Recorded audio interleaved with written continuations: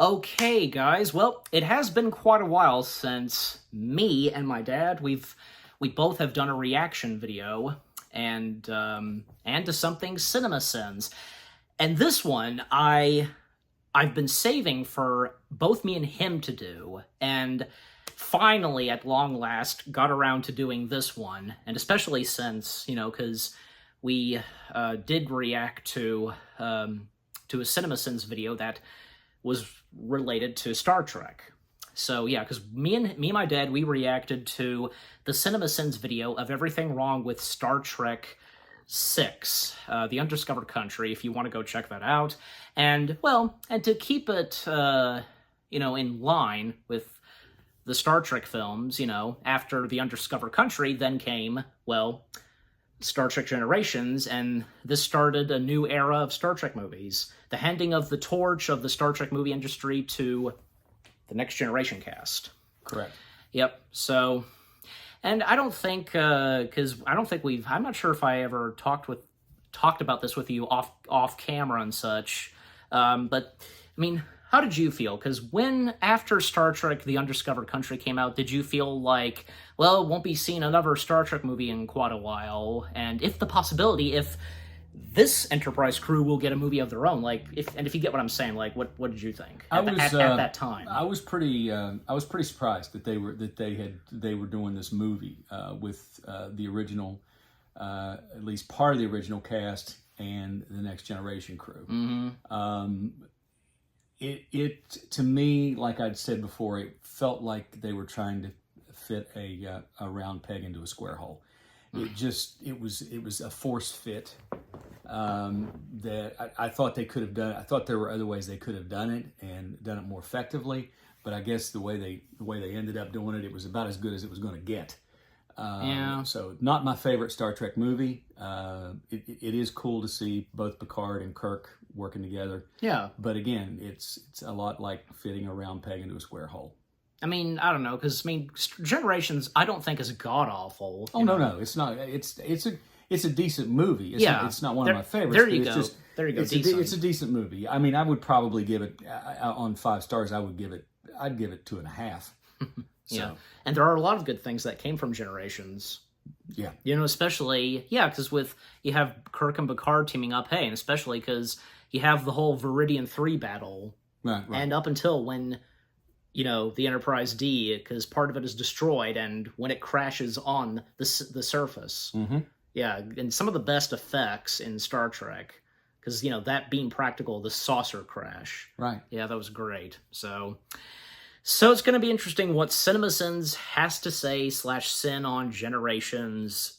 And we were talking about this before we recorded, because there are a good chunk of stuff that you think they'll most likely sin on. Yeah, let's watch. I'm anxious to see what happens. Yep, and we'll, of course, get some laughs, of course. So. Oh, yeah. Okay, yeah. The brightness and the volume's good. So you ready to start this? Let's do it. All right, so here we go. Everything wrong with Star Trek Generations in 22 minutes or less. Let's see what they're going to say. And again, we're finally reacting to this, me and my dad. Starting the video in 3, 2, 1, begin.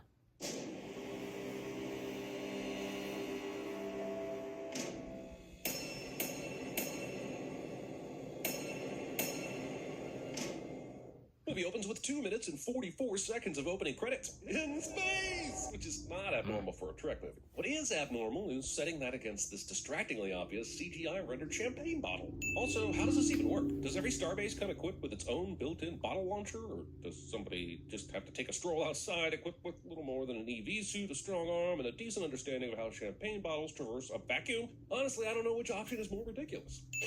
Well, I take a good guess on that whole thing of Listen, I'll bottle. savor every last minute with Scotty and Chekhov, but we've already said our goodbyes to this crew, and the absence of McCoy, Spock, Uhura, and Sulu is distractingly apparent. If you want Picard to play with Kirk, fine, but leave everyone else in the undiscovered country on the bridge of the Enterprise where they belong. This is a huge fucking swarm of people in the command center of the most powerful ship in the fleet.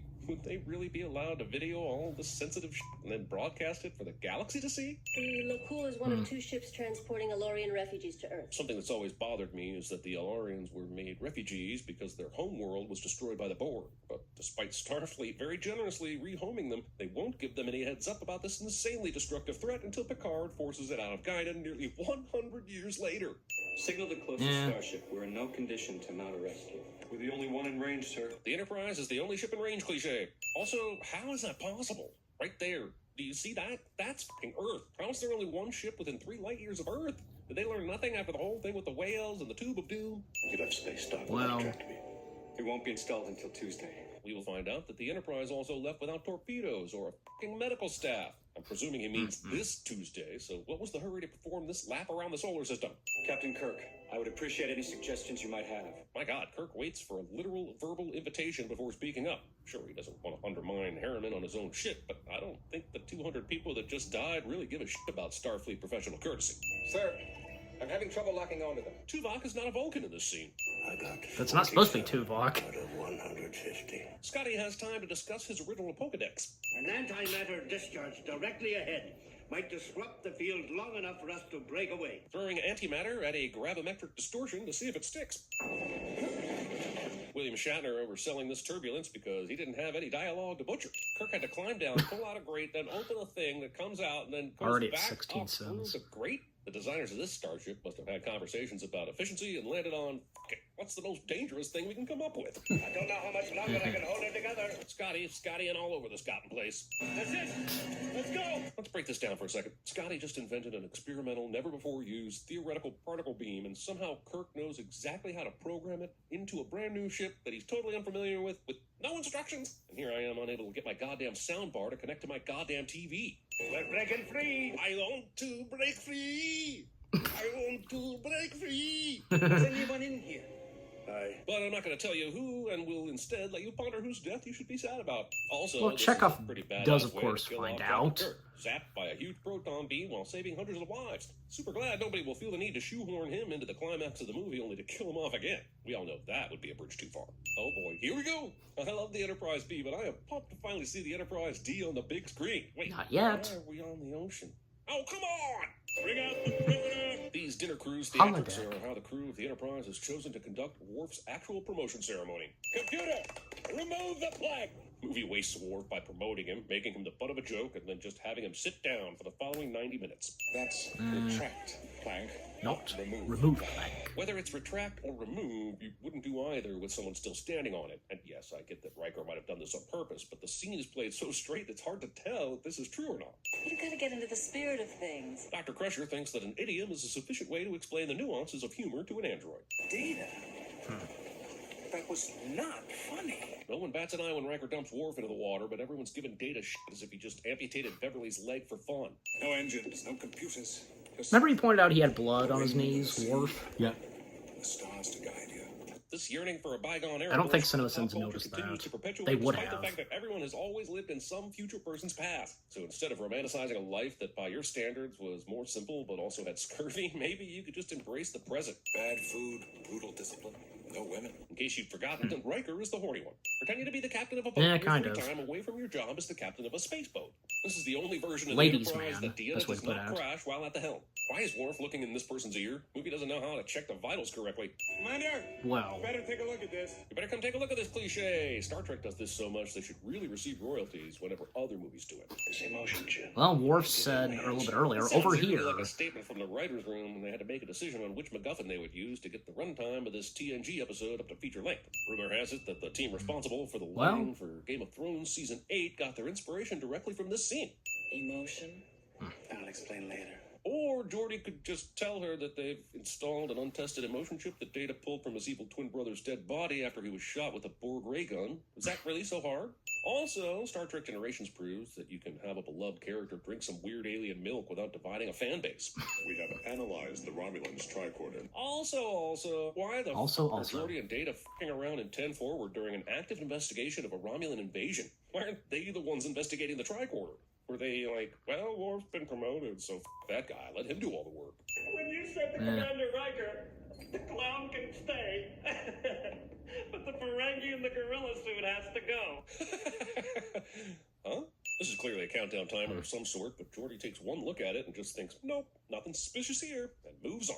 I cannot help myself. I think something is wrong. I'll admit this does make the scene more interesting, but experimenting with this emotion chip not only outside of a scientific setting, but also on a away mission is surprisingly negligent for these two characters, especially since the result seems to be something along the lines of Data getting blitzed at work. Gentlemen, is there a problem?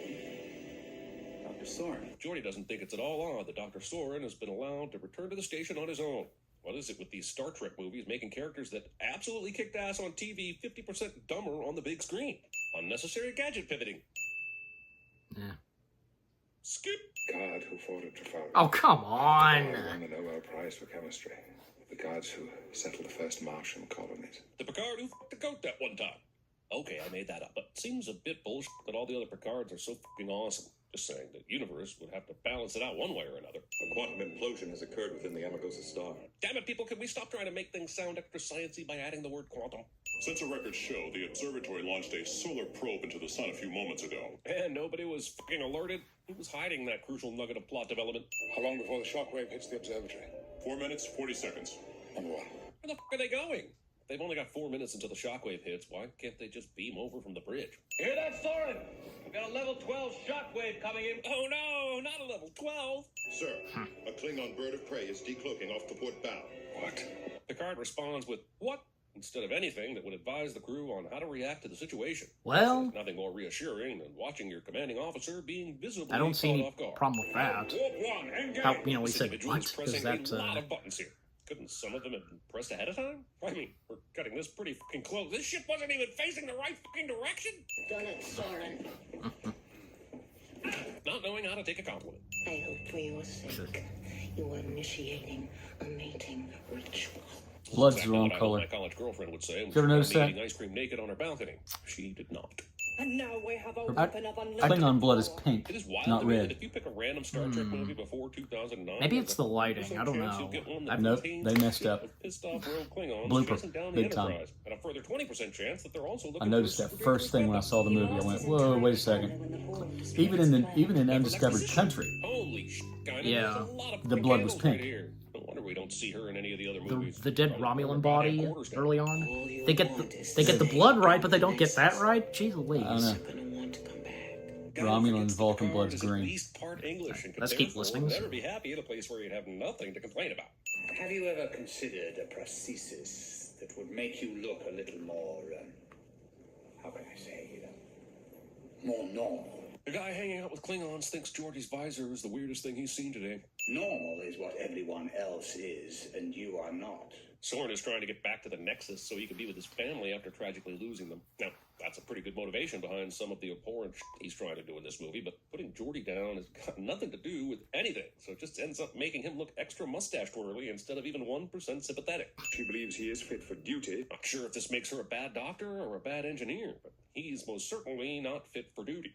Unnecessary desk Well, pivoting. It will take the computer a few moments to compile the information. Just enough time to have an emotional heart to mechanical heart. Next time, though, I'd appreciate a more exact countdown so I know exactly how far I need to skip ahead. Also, I know this isn't entirely accurate, but Data using the Enterprise computer for calculations kind of feels like asking Alexa to make a phone call with a Nokia 3310. Stupid Android operating systems. But I experienced something I did not expect. Fear. Somehow, the android capable of 60 trillion operations per second didn't anticipate that an emotion chip would make him feel emotions. Data has this incredible IMAX-style multi-story monitor, but he keeps the results to his search on this tiny fucking window, and that's just poor desktop management. The Bozeman, why would it make a course correction? Apparently, his ship came out of fucking nowhere, and some wise-ass decided to zap it with a tractor beam instead of decompressing the main shuttle bay. Simply do not have the ability to control these emotions. This scene works in terms of Picard being a mentor to Data, but Yeah. it is also very irresponsible to not refer Data to Counselor Troy. Last I checked, helping people through tough situations like this was kind of her job. Learning to live with them. well, No matter what the circumstances. Cannot. You will not be deactivated. Tough love instead of, actually helping. Why doesn't he just fly into it with a ship? Our records show that every ship What are you which gonna has say approached the about ribbon this? has either been destroyed or severely damaged. And here's where the bad guy's plan completely falls apart. Soren and Guinan were both pulled out of the Nexus after the refugee ships flew into it. So far, flying a ship into the ribbon is the only proven method of entry. The movie wants us to believe that Soren spent the last 80 years coming up with this create multiple supernovas with an experimental compound plan instead of working on a stronger ship or better shields. He can't get to the ribbon, so he's trying to make the ribbon come to him. If the ribbon is destroying anything that gets near it, it would also destroy anything in its path, right? What would happen to the ribbon's course if Soren destroyed the Viridian star itself? Man, space is big, yo. Like, really fucking big. Think of the biggest thing you can think of, and space is, like, even bigger. So I feel like it's a goddamn miracle that Soren only had to destroy 2 stars before the ribbon came into contact with not just a planet, but a planet that can support humanoid life. Did you get anything from the human? No. His heart just wasn't in it.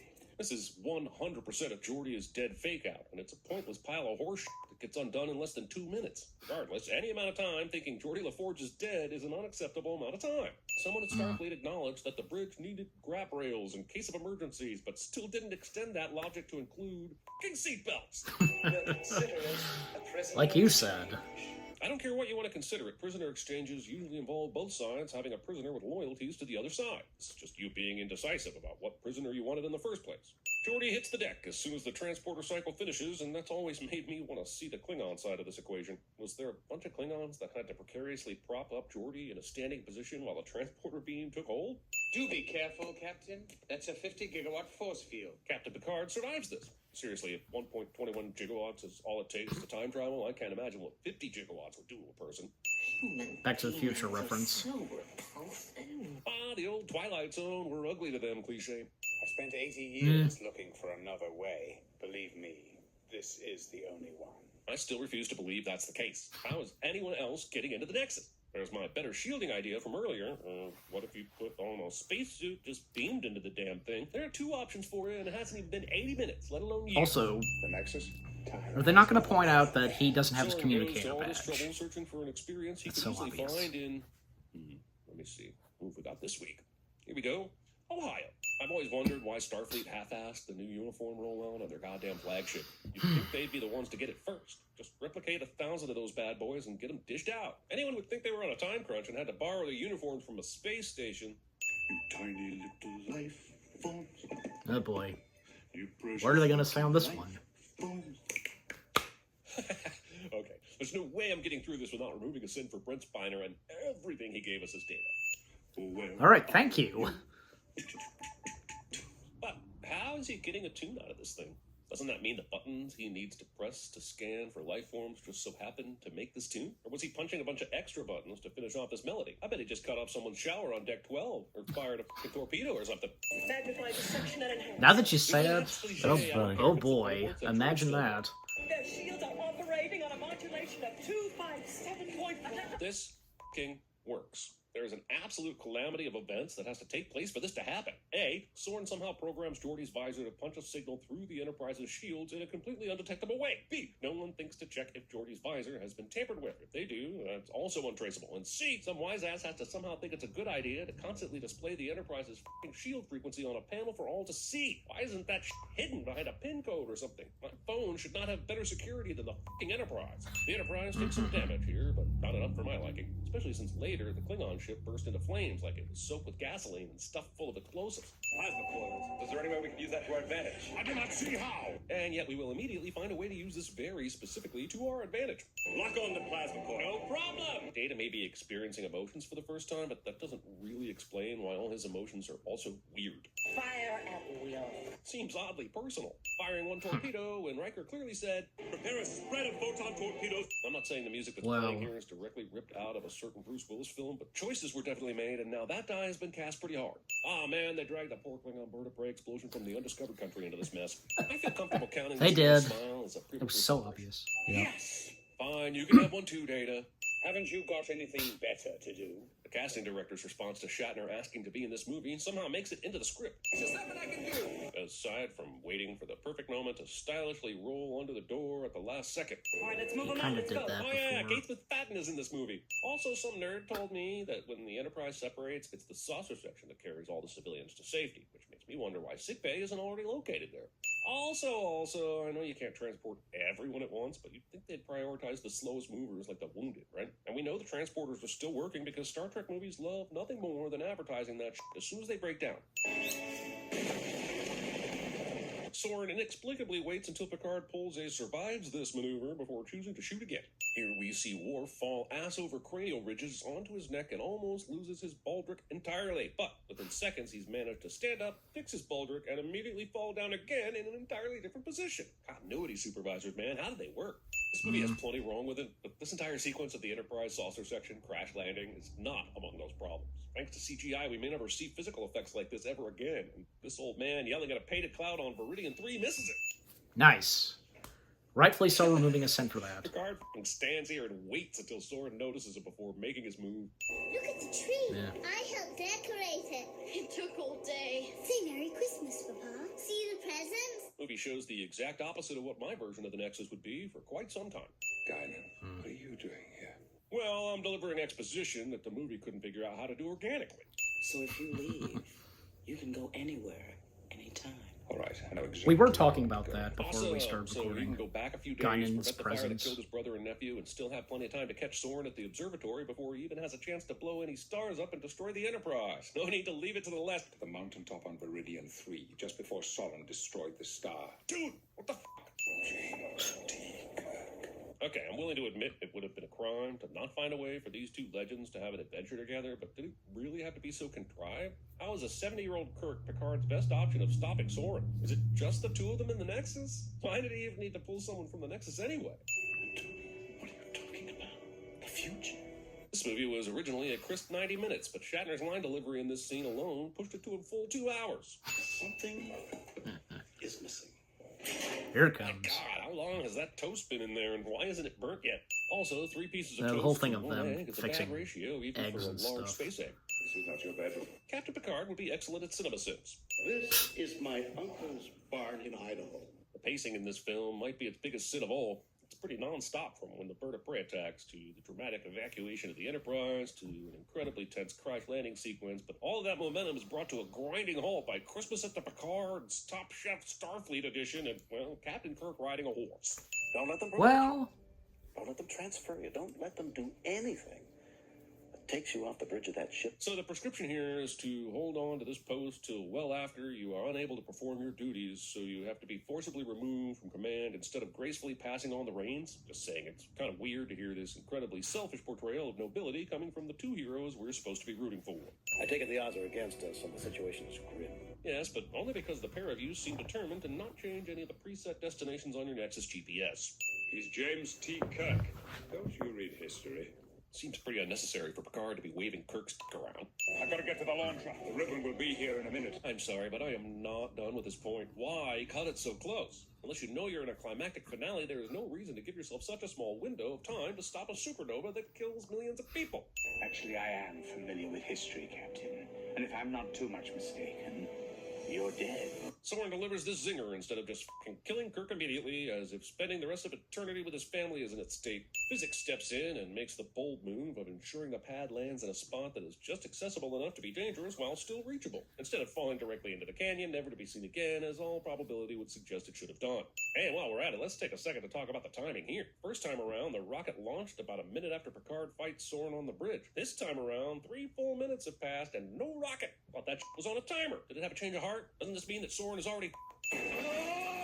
Oh, f*** you, moving. Unless Go-Go Gadget boots are standard issue for Starfleet captains, there's no fucking way that Picard is suddenly able to reach Kirk here. I'm running out of time. As far as you know, you ran out of time 3 minutes ago. Why is time not working properly anymore?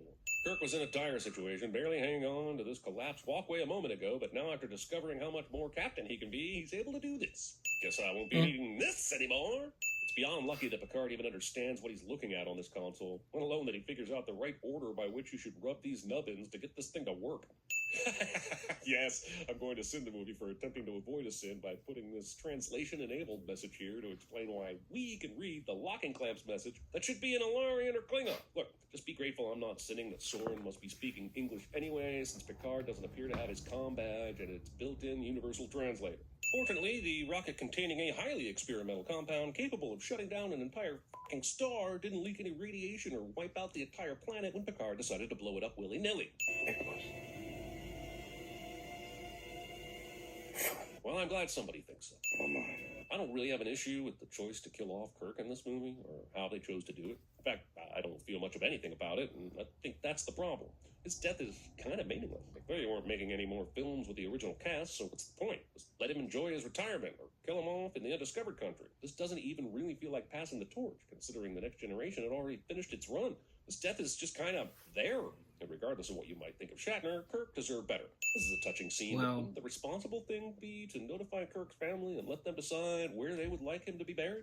I believe I have learned to control my feelings. They will no longer control me. I'm glad to see Deanna and Data are finally discussing his experience with emotions. I'm sure she will have some great insights that are beautiful and poignant. Well, I hope you're successful, Data. Never mind. Is this it? Whatever that is. What about the fish? What about the fish?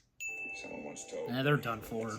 time as a predator that stalked us all our lives. Yeah, it was Soren, the guy who just tried to kill everyone. And he said it to you a couple days ago. I can't tell if Picard is joking or just being weird about this. Somehow I doubt that this will be the last ship to carry the name Enterprise. For sequel shadowing, I've always believed that this ship was actually some sort of clever contraption that picked up the saucer section of the Enterprise to carry it away for salvage, and damn it, pick a different ship design if you want me to think otherwise, movie. Well, that's part of the Nebula-class ship. Pardon my French, but you're an asshole. Oh, really? It's going to be okay. You're gonna be okay. You're only supposed to blow the bloody doors off. Why should I sail with any of you? 4 of you have tried to kill me in the past. 1 of you succeeded. Something Pirates. new from Focus 3? What did you just say to me? Some people call us a race of listeners. We listen. You had my curiosity. Now you have my attention. We have entered orbit of Viridian 3. To be unknown. Obvious. Autobots, roll out. I'm on a horse. I'm on a horse. Tear down this wall. Only mortal. Speak for yourself, sir. I plan to live forever.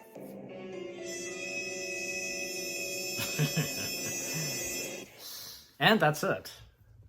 The audio outtakes / after credits. Okay, so that was everything wrong with Star Trek Generations in 22 minutes or less. And what are the first things we have to say?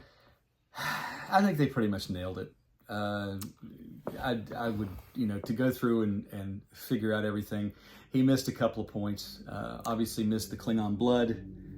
Should have picked that up if he had seen the Undiscovered Country, and he clearly did, because he showed the Which, explosion sequence that was taken from Undiscovered Country. Again, we did a reaction on that, so of them covering / sending on the Undiscovered Country. And yeah, because how the Klingon blood in this, they got, in the movie, they got it wrong. And Right. even, again, Worf's knees being bloodied up and such, like... Yeah, exactly. I'm not sure what that was all about, and that was never. And they were red pointed out. too. Mm-hmm. Yeah, I know. The blood was red too on his knees. Not sure what that was about. Maybe it was a scene that got cut or something. Maybe he Yeah. may have actually injured his knees. I mean, may have, scraped his knees up when they were bloodied. Maybe. They just didn't take it out. Yeah. Also, because, like I pointed out, and it's obvious, when Picard arrives on Viridian 3, even when he returns, and even with Kirk, he doesn't have his communicator badge. Right. Yeah. How did CinemaSins miss that? I tell you. And the whole thing, because of Kirk's death, well, I never thought of that being pointless and such. I mean... It was pointless. That was the whole point.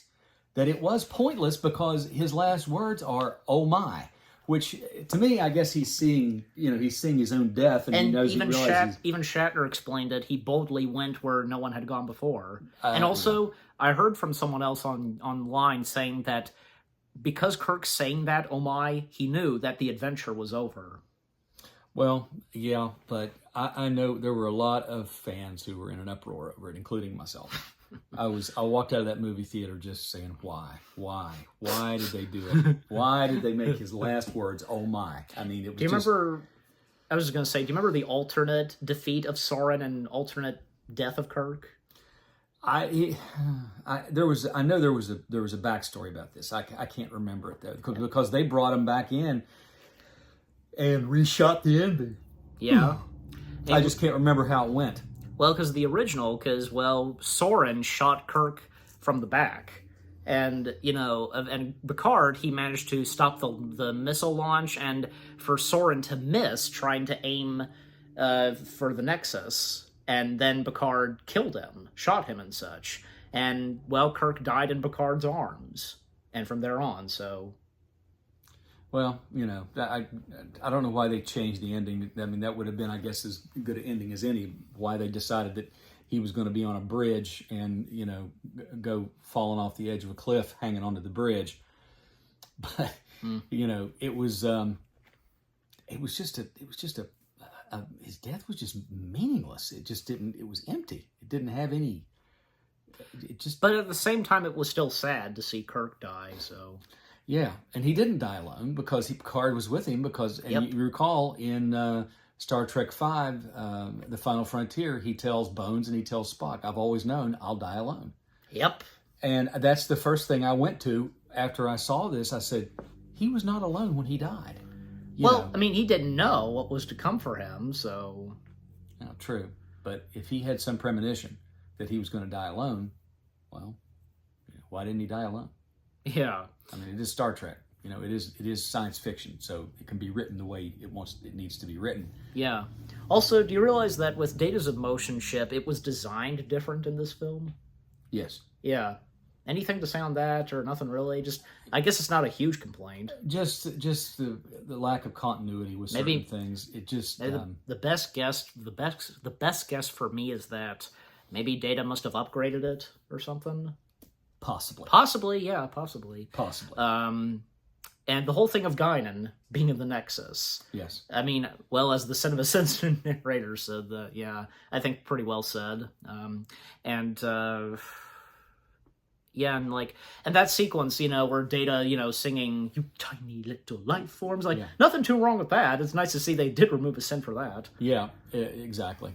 And how they rightfully so removed a sin for the practical effects of the saucer section of the Enterprise decrashing. I was waiting to see what he was going to say about that, because anything in that movie, that was my jaw hit the floor of the movie theater when I saw that scene play out. I couldn't believe how I think real that it goes was. for most others, Well, and it was not CGI. It was done. They used conventional means, and they literally put a large replica of the saucer section on in the back of a truck and drove it through bushes and trees, and it looked just like it was coming in, just like it did in the movie. Yeah. And in Star Trek Generations, there were a little bit of CG used, so some shot. There's always CG used. Like a shot of the Enterprise B was CG, and the shot where the shockwave destroys Viridian 3. Yeah. Now that was a model. That was a model of Viridian, but when it explodes, that was CG with it crumbling and such, and just that whole thing. Yeah. Just anything else about this? I mean, no, I think I've pretty much said all I want to say about it. Really, it's me too. It was a good movie. It was an average Star Trek movie, maybe a little above average in certain places. True. The ending left me just empty. The way Kirk died, it just left me empty, and I think it left a lot of Star Trek fans empty because, really, that's it. That's how Kirk dies after all these years of exploring the galaxy and all the heroic things he did, and he dies and he says, "Oh my," that's his last words. And also And how was it, like, not just Kirk, but also other original cast members that, that they managed to get for this, from Chekhov and Scotty? Well, it was interesting to have Chekhov and Scotty, that combination. Yeah, in there. it was. I think nobody else was interested in doing it. Nimoy didn't want to have any part of it, even like when he read the script and such, and when he was considered to direct it. Yeah. And so on. Even Shatner, that's said by Shatner in the Star Trek Summit, because Shatner was talking about, how they wanted Nimoy to be in Generations, and was telling him, that he's got to be in it, and Nimoy saying, I'm not going to be in it, and grabbing him by the shoulder, you've got to be in it, Leonard. I'm not going to be in it. So I like how they... and also DeForest Kelley, because he too was considered, but because of his health and such, he was unable to, so... Well, I like how they started it with the... Monet Chandon champagne bottle floating through space. Mm-hmm. Yeah, and what the CinemaSins narrator that was used to christen the new Enterprise B. And but what I was saying was what the CinemaSins narrator said on that. Well, I would take a good guess that clearly they just they fling it out in space, and they know exactly how for it to aim and go straight and hit the Enterprise B. Right. Well, I think honorable mention has to be given to what was supposed to be the opening of that movie that never was and never saw the light of day. I mean, I've seen some outtakes of it, but it was supposed to start out showing Shatner, a ship in orbit around Earth, and Kirk jumps out, and he's space jumping. Well, the footage is available. Like it was a deleted scene, like in the DVD and so on. And it was supposed to be at the beginning of the movie. That's how the movie was supposed to start. Kirk enters the atmosphere, and he's wearing this special suit, that withstands the friction of the atmosphere. And he lands. He deploys a parachute, and he lands. And when he lands, Chekhov and Scotty are there. They're there, and he says, you're exactly 3 meters. You were supposed to land 3 meters over there, or something like that. And they were basically telling him that he's been invited to the ceremony of the Enterprise B. Yep. And he's refusing to do so, but he ends up doing it. Yeah, which they could have gone the next scene and then shown the Enterprise being christened, and then shown, maybe cut out that scene of that thing tumbling through space as the bottle. Just maybe show it hitting the Enterprise, and then show them coming onto the bridge. And how would they do the credits? Like, well, they could easily do the credits. They could have first of all, in between the scene with Kirk parachuting and the bottle floating in space, No, they could do it. How would they do all that? And that's what I'm trying to figure out. How did they do the credits for the Undiscovered? Not the Undiscovered. How did they do? Well, for that, but how did they do the credits for Star Trek IV: The Voyage Home? They just showed them, and then as the credits rolled, you saw the background develop. Also, the best come into view. And another example, Star Trek V. They didn't start after that whole sequence with the introduction of Sybok and his plan to lure a starship in Nimbus 3. Then we come to the credits. Right. So they could. There's a lot of ways they could have done it, but they could have, if they're going to do the credits at the beginning, which has become more unpopular, which I'm glad. I think the credits belong at the end of the movie, not at the beginning. I guess it depends. Look, some movies back then, they managed to work with half of the credits being shown at the start, I know. But Star Trek in this case. But I think they could have easily done it show in space, and then maybe as it, they oftentimes do in Star Wars, they'll pan down, and you'll pan down to the action. So they pan down to the ship in orbit, and then you see Kirk, being catapulted into space. A good possibility. To space jump. So that's just my opinion. But yeah, and also about the whole scene being cut of Kirk parachuting. Mm-hmm. That was Shatner requested for that to be cut. Well, when they were filming it for unknown reasons, when they were filming that, Entertainment Tonight was on the set, and they were interviewing Shatner and Walter Koenig and James Doohan, and they talking to him about the new movie. And so when you see that that report on Entertainment Tonight, they show the part of the scene where Chekhov is telling Kirk, you were supposed to land over there 10 meters away or whatever. That's what they show. So and a little snippet of what to expect in Star Trek Generations. Right, and then it never even materializes in the movie. You never see it. So I was scratching my head going, wait a minute, where was this scene where he was space jumping? Yeah, imagine that. You see something just like what happened with them shooting that and it being on the news, and then all of a sudden when the movie comes out, where is it? Yeah, and I don't think they finished it because I think, if I'm not mistaken, the extra footage you see from the movie, that it's actually like animation showing the ship and showing Kirk falling through space and all that. Maybe I can't remember, but that's what I were to think they completed finishing filming that opening sequence where he parachutes. Yeah. So, but anyway, and there is speaking of the deleted scenes, a lot of other good chunk of deleted scenes that were cut. Maybe that could have explained things better.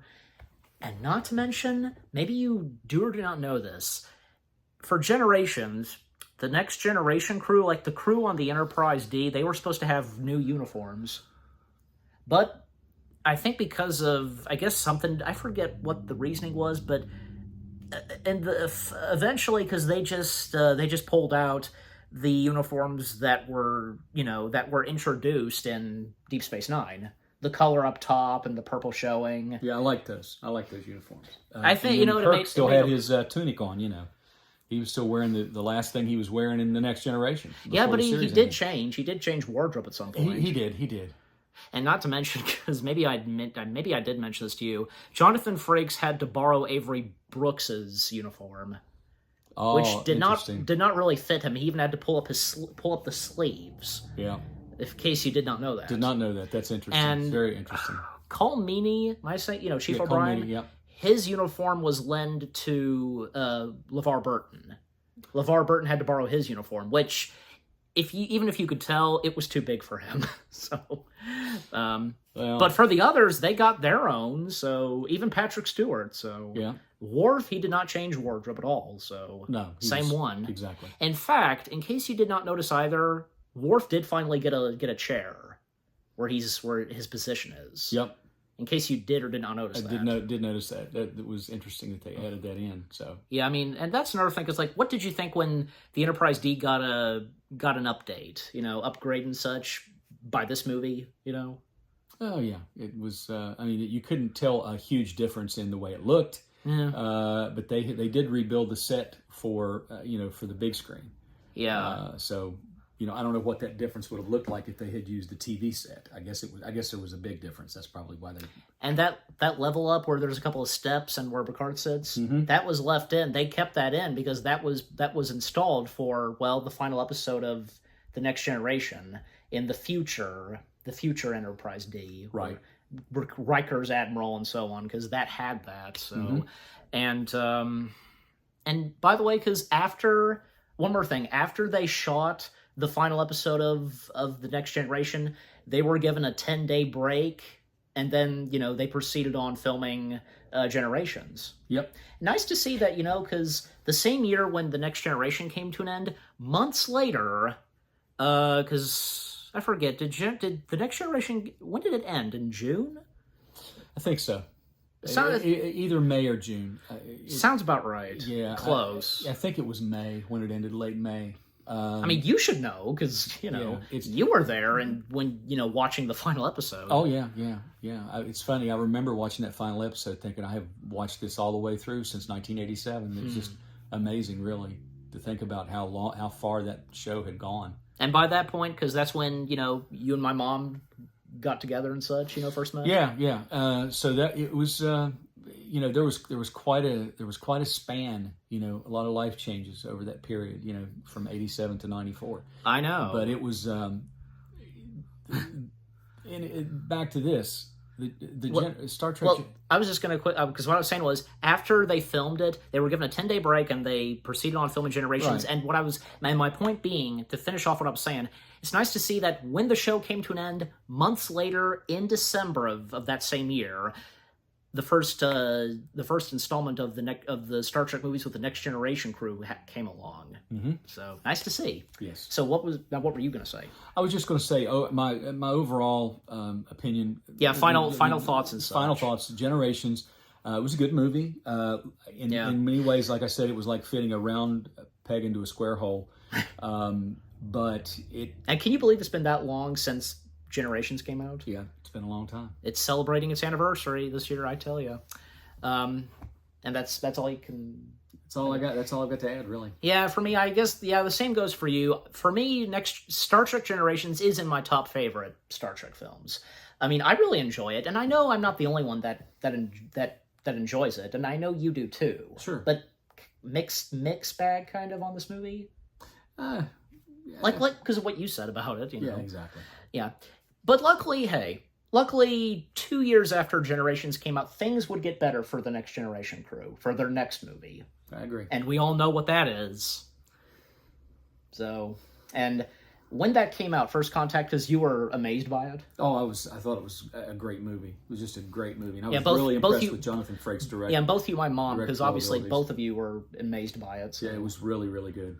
Really good movie. Oh, yeah, because, yeah, things, you know, when things kind of seemed kind of down for their first movie, things would get much better when when the next installment came. Yeah, I agree. And after that, things would kind of go downhill, you know, with the last two. But at the same time, you know, I mean, like what you and my mom said, because you both thought that Insurrection was the best long-hour episode of the Next It was like an epic episode of The Next Generation. It could have been a two-parter, actually. Yeah, but that's for another time. And by the way, because we will definitely react to the next one, Everything Wrong with First Contact. So, and as well as with all the others, because now CinemaSins has done pretty much almost all of the Star Trek films, and especially because the last ones they had to do were, of course, the Next Generation films, and next will be First Contact. Obviously, that's the next one we have to do. So, yeah. So, and any last words on this? I must be off. Okay, and they've covered pretty much what they've said is pretty much well said. Yes. Yeah. So you say you must be off. Yeah, you say that. He says that. For me, what did you guys think of the video itself of CinemaSins? What they had to say on Star Trek Generations, and how are you on Generations? Like, do you enjoy this Star Trek film? Is it in your top favorite Star Trek films? I'm sure, because again, I have no doubt there are those out there, and if that includes some of you guys, that enjoy this one Star Trek film. And this being the first Star Trek film with the Next Generation crew. Anything that you agree or disagree, anything you agree and disagree with, what I'm saying, what they had to say on Generations, and what me and my dad had to say, and what did you think of our reaction? Leave comments and give this reaction video a like, as always. And so, with that being said, thank you very much for watching. We hope you guys enjoyed our reaction to the CinemaSins video of Everything Wrong with Star Trek Generations in 22 minutes or less. More reaction videos are on the way. They're going to be awesome. Keep looking forward, and we'll see you guys in the next video / reaction. Again, last words? Oh, let's be off. He says that, and for me, take care, peace out, and expect our reaction to them covering / sending on First Contact. Peace out, and make it so.